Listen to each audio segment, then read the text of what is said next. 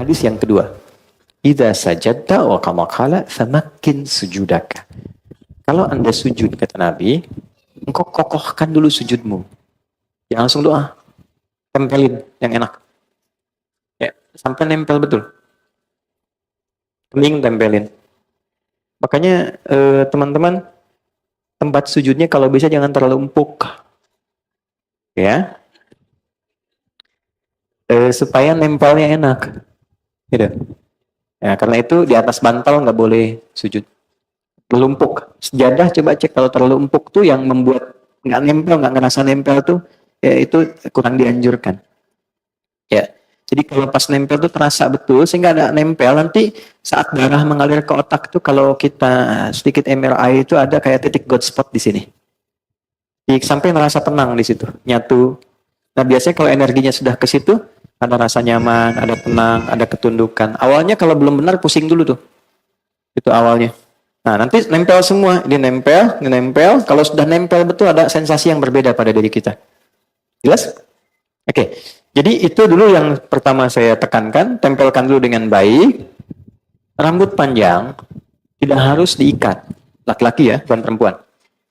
Biarkan dia terurai. Dengan catatan, tidak menutupi keningnya. Oke, kalau 1-2 menutup, masih kena kening, masih nempel, itu sah.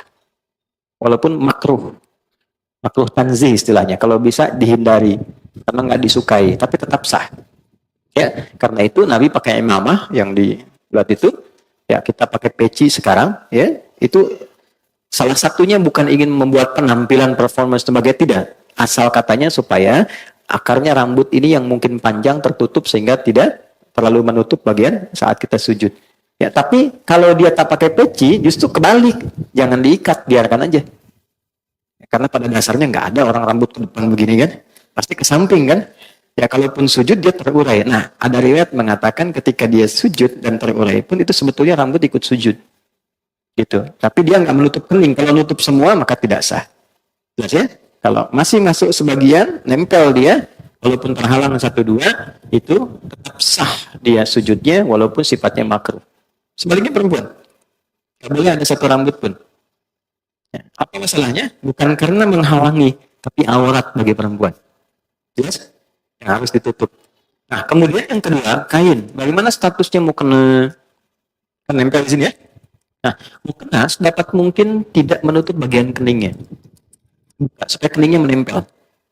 Ya, kalau dia terhalang sama sekali nggak nempel dengan kena mukenanya, maka salatnya tidak sah. Berbeda dengan mukenanya jadi alas. Pakai jilbab nutup mukena karena misalnya di Arafah panas nih, dipakein jadi alas, itu tetap sah. Alas sah. Ya. Antum pakai sorban di sini. Ya, itu ada sanadnya tuh. Sanadnya dari sahabat Jabir bin Abdullah. Jabir bin Abdullah tuh pernah lepas sarung, pakai celana segini, sarungnya dilepas, dijadiin sorban begini. Itu nasabnya selepet begini tuh ya, pakai gini tuh. Itu Jabir bin Abdullah. Itu bukan ngarang, ada hadisnya. Diprotes, tanya, kenapa mesti dilepas? Kan bagus dipakai.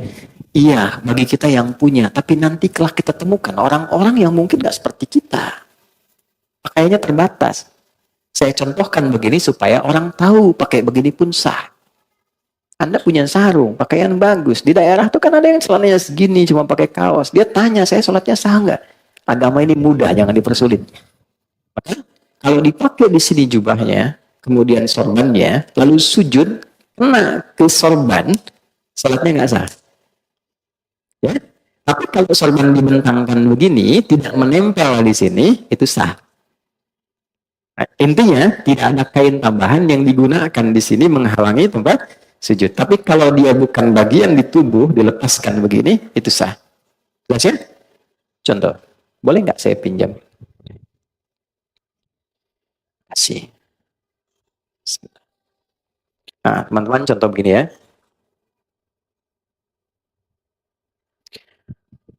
Kemudian mau sujud. Begitu mau sujud, ini terurai ke depan. Kamera melihat ya, supaya bisa nyampe. Ini. Nah, ini kena begini. Nah, ini tidak sah salatnya. Tidak sah. Oke? Ya. Karena ini sesuatu yang ada dalam tubuh, nempel begini, ikut terbawa. Tapi kalau begini, saya wukuf di Arafah, panas gini, dekat batu, saya gini kan supaya nggak terlalu panas. Sah. Jelas? Sekali. Jelas begini? Baik. Sudah sempurna sujudnya? Belum, karena belum berdoa. Baru sujud. Sekarang doanya biasanya apa? Yang kita baca? Nah, kita punya 2 menit lagi. Doanya bisa Subhana Rabbiyal A'la. Boleh tambah Subhana Rabbiyal A'la wa bihamdi. Ada lagi satu lagi. Subhanakallahumma Rabbana bihamdika Allahumma gfirli. Sudah. Baik. Ini tidak banyak orang tahu. Itu doa pembuka. Bukan doa yang sesungguhnya. Itu doa pembuka. Kita sedang berusaha mendekatkan diri kita sama Allah. Subhana rabbiyal a'la wa bihamdi.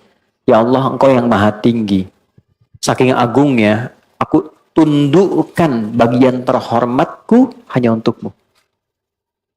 Kan kehormatan manusia itu di kepalanya. Begitu dia bisa jatuhkan ke bawah, itu sedang merendahkan dirinya. Itu di Romawi kan, dia sujud tuh. Kan? Persia, dia ruku. Karena merendahkan dirinya. Kita jatuhkan kehormatan kita di hadapan Allah untuk mengagungkan Allah. Dan aku lakukan ini sebagai pujian kepadamu. Maka berlakulah hukum. Perhatikan hukum ya. Tatkala Anda merendah, Allah angkat Anda. Tapi ketika Anda meninggi, Allah rendahkan Anda. Dalam semua aspek kehidupan. Anda boleh hebat jadi suami, tapi kalau Anda terlampau tinggi, Allah jatuhkan. Anda boleh hebat sebagai pengusaha, Anda sombong tinggi, Allah pasti rendahkan. Tapi ketika kita rendahkan diri kita, Allah pasti angkat. Itulah sebabnya kenapa orang sujud diangkat, diberikan 7 bacaan doa, permintaan yang dikabulkan. Yang Rabbi gfirli warhamni wajburni dan sebagainya itu. Maka kita rendahkan itu untuk merendah pada Allah. Ya, sebentar. Sambil kita katakan, di ujung Allah maghfirli, ya Allah ampuni aku. Yang kadang dalam hidup selalu merasa tinggi, merasa hebat, merasa paling berwenang. Aku jatuhkan diriku kepadamu. Begitu kita ucapkan Subhana Rabbiyal A'la wa bihamdi atau Subhanakallahumma bihamdika Allahumma gfirli, jatuh, maka muncullah kemudian apa yang kamu mintakan. Maka Nabi katakan fa'aktsirud doa, perbanyak doa. Kalau permintaannya seperti Nabi ajarkan, boleh dilafazkan. Tapi kalau tidak sama dengan yang Nabi ajarkan, cukup di hati kita sampaikan. Ya, masalah rumah tangga pengen curhat, masalah pekerjaan, ya, masalah sosial, hadirkan. Senikmat apa yang bisa kita lakukan. Tapi lihat sedang sholat apa. Kalau berjamaah, ingat-ingat ada imam. Jangan imam sudah naik lagi, Anda masih sujud. Atau sebaliknya, Anda jadi imam, ingat makmum. Ada batas standar. Karena itulah silahkan nikmati dalam sholat sunnah. Tahajud, duha, tumpahkan aja. Minta sama Allah. Nah, itu dalam hati. Tapi kalau sekiranya Nabi pernah ajarkan doanya, boleh bacakan.